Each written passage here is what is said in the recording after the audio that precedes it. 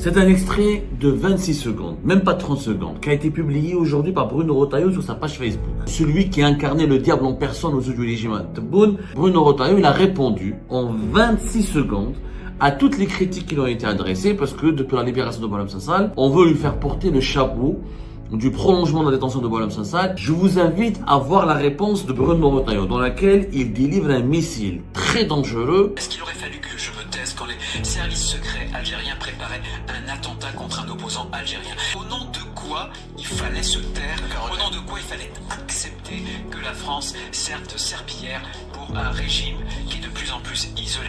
Il parle de l'affaire Ahmed DZ. L'affaire Ahmed DZ n'a jamais été commentée officiellement par les autorités françaises. Les trois officiers des services secrets algériens sont accusés officiellement dans un dossier qui est entre les mains des juges français du parquet national antiterroriste d'avoir préparé le kidnapping, l'enlèvement en relation avec une entreprise terroriste dont avait été victime le blogueur et opposant algérien Ahmed DZ. Bruno Retailleau a pris cet extrait pour le diffuser sur sa page Facebook. Il accuse les services secrets algériens d'avoir préparé un attentat contre un opposant algérien sur le sol français. C'est la première fois qu'un homme politique français, qu'une personnalité politique, qu'un ancien haut responsable de l'État français accuse ouvertement les services secrets algériens. C'est un extrait de 26 secondes, même pas 30 secondes, qui a été publié aujourd'hui par Bruno Retailleau sur sa page Facebook. Bruno Retailleau, l'ancien ministre des Affaires ou l'ancien ministre de l'Intérieur français. L'ancien ennemi numéro 1, l'ancien ennemi juré, l'ancien diable, ou le diable, celui qui incarnait le diable en personne aux yeux du régime Tebboune, puisqu'il était considéré comme l'élément de blocage, comme le danger numéro 1 dans les relations algéro-françaises et comme la raison principale, le prétexte idéal pour Abdelmadjid Tebboune et son régime de ne pas normaliser les relations avec la France. Sachant que Bruno Retailleau n'est pas là depuis plusieurs semaines, il avait quitté le gouvernement français, il a été remplacé par Laurent Nunez, qui adopte lui un discours plus bienveillant, moins agressif, moins direct, moins critique à l'égard du régime algérien. Il était attendu à Alger pratiquement depuis le début de ce mois de novembre. On parle du projet de visite de Laurent Nunez à Alger. Il ne s'est toujours pas rendu à Alger, mais depuis le départ de Bruno Retailleau et depuis notamment la libération de Boualem Sansal, on nous dit que tout a été débloqué grâce au départ, grâce à l'éviction. Il n'a pas été vraiment évincé. Bruno Retailleau, il y avait un nouveau gouvernement qui a été formé dans des conditions assez chaotiques ici en France. Il devait faire partie ensuite, il n'a pas pu faire partie, il n'était plus question qu'il fasse partie de ce nouveau gouvernement. Il y a eu des tensions et un conflit qui a éclaté entre Bruno Retailleau et Emmanuel Macron et son nouveau premier ministre Sébastien Lecornu, et le divorce a été consommé. Bruno Retailleau aujourd'hui se contente de diriger le mouvement des LR, les Républicains, en prévision des élections présidentielles françaises en 2027. Mais aujourd'hui, Bruno Retailleau, il a répondu en 26 secondes à toutes les critiques qui lui ont été adressées, parce que depuis la libération de Boualem Sansal, on veut lui faire porter le chapeau du prolongement de la détention de Boualem Sansal et du maintien en détention de journaliste français Christophe Grèce. Et que si rien n'a marché avec l'Algérie, et que si la France n'a rien obtenu de la part de l'Algérie, et que si l'Allemagne s'il n'y avait pas l'intervention de l'Allemagne et la médiation allemande pour libérer Boualem Sansal, rien n'aurait été obtenu de la part d'Alger. Et tout cela, tous ces blocages, toute l'impasse algéro-française ou franco-algérienne aurait été façonnée ou serait de la faute. Tout est de la responsabilité de la faute de Bruno Retailleau, qui lui était dans la provocation, dans le bras de fer et dans les attaques en permanence et dans le bras de fer avec le régime algérien. C'était pas du tout la bonne stratégie. Je vous invite à voir la réponse de Bruno Retailleau, dans laquelle il délivre un missile très dangereux sur un dossier qui pourrait malheureusement, à mon avis, bloquer encore pendant longtemps véritablement la réconciliation, la normalisation des relations, même pas la réconciliation, la normalisation des relations entre l'Algérie et la France. Attendez, on va l'écouter. Est-ce qu'il aurait fallu que je me taise quand 2 otages étaient retenus? Est-ce qu'il aurait fallu que je me taise quand les services secrets algériens préparaient un attentat contre un opposant algérien? Est-ce qu'il aurait fallu que je me taise quand l'Algérie ne voulait pas respecter l'accord de 94, alors que nous, on respecte scrupuleusement l'accord de 68? Au nom de quoi il fallait se taire? Au nom de quoi il fallait accepter que la France serve de serpillière pour un régime qui est de plus en plus isolé? Est-ce qu'il aurait fallu que je me taise quand 2 otages étaient retenus? Est-ce qu'il aurait fallu que je me taise quand les services secrets algériens préparaient un attentat contre un opposant algérien? Est-ce qu'il aurait fallu que je me taise quand l'Algérie ne voulait pas respecter l'accord de 94 alors que nous, on respecte scrupuleusement l'accord de 68? Au nom de quoi il fallait se taire? Au nom de quoi il fallait accepter que la France serve de serpillière pour un régime qui est de plus en plus isolé? Est-ce qu'il aurait fallu que je me taise quand 2 otages étaient retenus? Est-ce qu'il aurait fallu que je me taise quand les services secrets algériens préparaient un attentat contre un opposant algérien? Est-ce qu'il aurait fallu que je me taise quand l'Algérie... Bruno Retailleau, il a partagé cet extrait sur sa page Facebook en disant au nom de quoi il fallait accepter que la France serve de serpillière pour un régime algérien qui est de plus en plus isolé.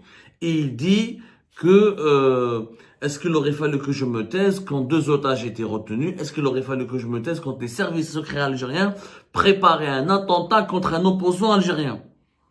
Il parle de l'affaire Ahmed DZ. On n'a jamais, pour le moment, l'affaire Ahmed DZ n'a jamais été commentée officiellement par les autorités françaises. Et aucun responsable politique français ne l'a commenté ou ne s'est prononcé publiquement sur cette affaire.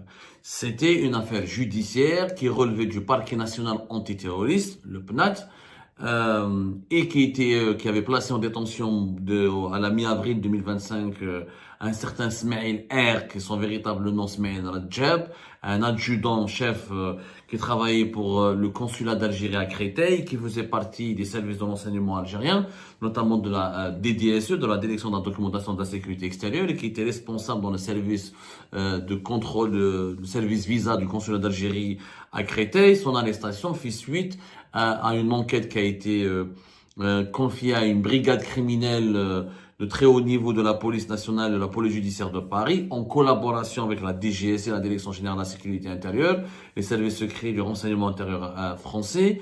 Et donc, il y a eu un adjudant, un officier des services secrets algériens qui a été arrêté, 2 officiers qui ont été officiellement inculpés, dont l'un, Salah Eddin Selloum, qui était l'ancien premier secrétaire de l'ambassade d'Algérie en France, c'est-à-dire le numéro 2 de l'ambassade d'Algérie en France, jusqu'à son départ vers l'été 2024. Il avait été rapatrié en Algérie, fait l'objet d'un mandat d'arrêt international depuis le début du mois d'août, fin juillet, début août 2025. Un autre Bouaziz, Houssam Eddin Bouaziz, le vice-consul du consulat d'Algérie à Créteil, il est cité dans le dossier de l'affaire Ahmed DZ. Donc ça, les 3 officiers des services secrets algériens sont accusés officiellement dans un dossier qui est entre les mains des juges français du parquet national antiterroriste d'avoir préparé le kidnapping, l'enlèvement avec tentative d'assassinat en relation avec une entreprise terroriste dont avait été victime le blogueur et opposant algérien Ahmed DZ. Pour le moment, il n'y avait que les médias qui ont parlé, notamment Mohamed Sefaoui qui avait fait dans le journal Le Dimanche des révélations très croustillantes et très précises et assez inquiétantes et effrayantes sur l'affaire Ahmed DZ. Ahmed DZ en lui-même ne s'est jamais exprimé là-dessus.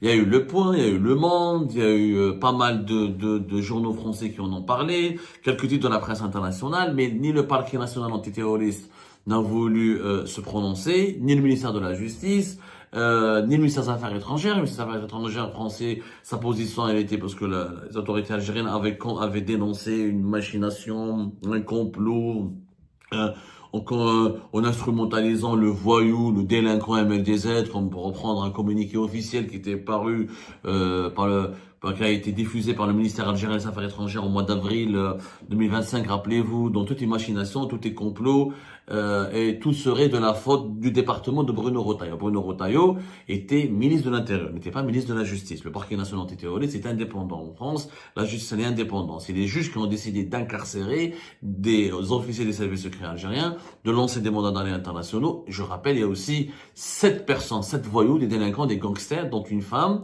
qui a été enceinte, et 6 personnes qui faisaient partie d'un gang, d'un véritable gang, qui a été payé et qui a été en relation avec des membres des services secrets algériens pour kidnapper, enlever, assassiner Ahmed DZ. Jamais il y a eu de commentaire officiel. Là, Bruno Retailleau, il n'est plus ministre de l'Intérieur, il dit clairement qu'il y avait un projet que les services secrets algériens voulaient préparer un attentat contre un opposant algérien sur le sol français. Il se dit, est-ce qu'il fallait que je me taise? Il justifiait sa politique de bras de fer avec le régime algérien, sa politique de durcissement, de sanctions contre les dirigeants algériens.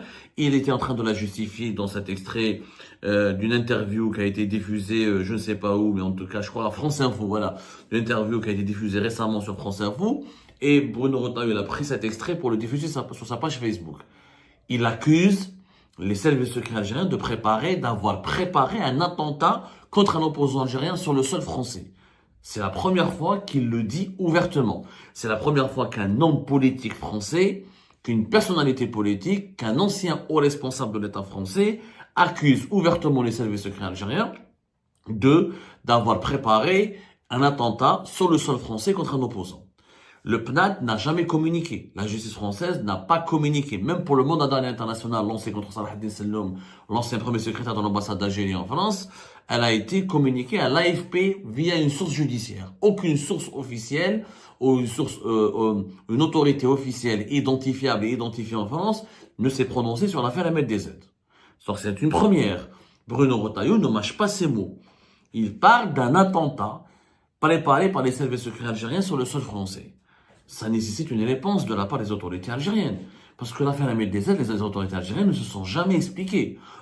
Elles ont parlé de machination, de complot, sauf qu'il y a une enquête qui est en cours et des juges prononcés qui ont fait une instruction. Il y a un mandat d'arrêt international qui a été lancé. Il y a Smaïl al-Djab avec Smaïl R, un officier des services secrets algériens qui a été placé en détention et qui est jusqu'à maintenant en prison.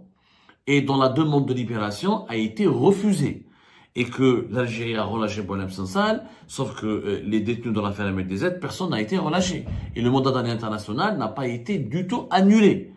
Donc les autorités algériennes qui se murent dans un silence très étrange, qui soulèvent des interrogations, qui même, il inquiète, j'ai l'impression qu'ils confirment même leur complicité dans l'affaire Ahmed DZ. Parce que la normalisation des relations avec la France, elle ne pourra jamais se faire tant que l'affaire de Ahmed DZ et des agressions dont ont été victimes ou les agressions perpétrées contre des personnalités publiques ou politiques algériennes sur le sol français, tant que ce dossier n'a pas été éclairé ou éclairci, tant que ce dossier n'a pas été réouvert en sérénité, et tant que des explications n'ont pas été fournies par les autorités algériennes, il ne peut pas y avoir de normalisation. Comment tu peux normaliser tes relations avec un pays dans lequel tu as des officiers de tes propres services secrets qui sont emprisonnés? Et dans la justice, dans l'appareil judiciaire, a lancé un mandat d'arrêt international contre des officiers importants de tes services secrets. Sachant que le parquet national antiterroriste a envie d'auditionner 3 anciens responsables des services secrets algériens. L'actuel responsable, général Sadek Fethi Moussaoui, 2 anciens officiers, 2 anciens responsables, général-major Mohamed Jabbar, l'ancien patron de la DDSE de 2022 à 2024, et le colonel Mouad, qui était le numéro 2 des services de renseignement extérieur algériens de 2022 à 2024. Donc l'affaire Ahmed DZ, tant qu'elle n'est pas réglée, résolue, tant qu'elle n'aboutit pas à un dénouement, comment l'Algérie et la France peuvent normaliser leurs relations?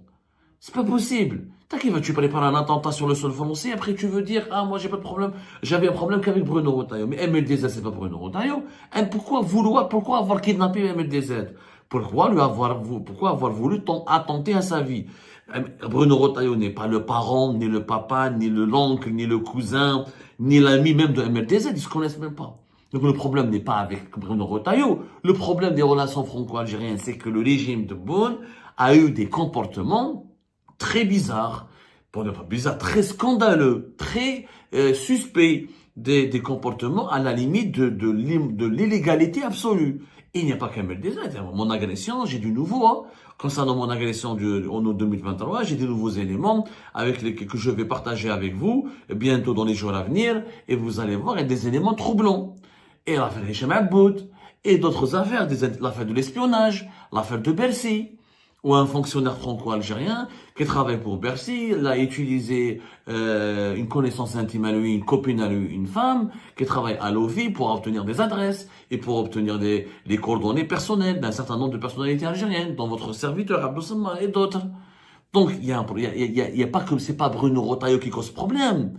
Bruno Retailleau, il a raison. Le régime algérien a pratiqué, il a eu des pratiques qui sont condamnables, qui ont violé la souveraineté de la France, qui ont violé les protocoles d'amitié, les traditions d'amitié, les conventions d'amitié entre l'Algérie et la France, et qui ont porté atteinte à la confiance qui était entre les deux pays. Auparavant, les autorités algériennes les services algériens faisaient quelques coups sur le sol français.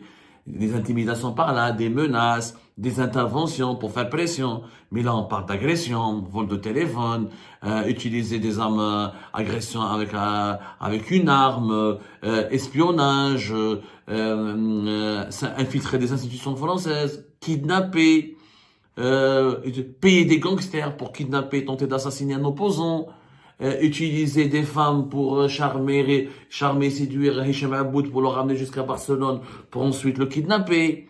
C'est des pratiques très graves. Et aujourd'hui, toutes ces affaires scandaleuses, le régime Tebboune, il est suspect. Il est même sur le banc des accusés. Même pas juste l'affaire MLDZ. Les agents des services secrets algériens sont sur le banc des accusés. Ils sont sur le banc des accusés. Donc le régime algérien est accusé.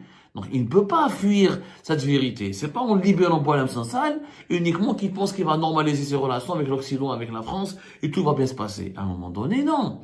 Il y a un projet d'assassinat. On parle d'entreprises terroristes. On parle de mandats d'arrêt internationaux. On parle d'auditions judiciaires. On parle d'enquêtes sérieuses. On parle d'un projet qui a failli mettre en danger l'intégrité physique d'un jeune homme qui est MLDZ, qui est totalement pacifique, qui fait juste que des vidéos sur TikTok et sur YouTube, qui n'a jamais égorgé une poule, jamais n'a jamais égorgé une poule MLDZ.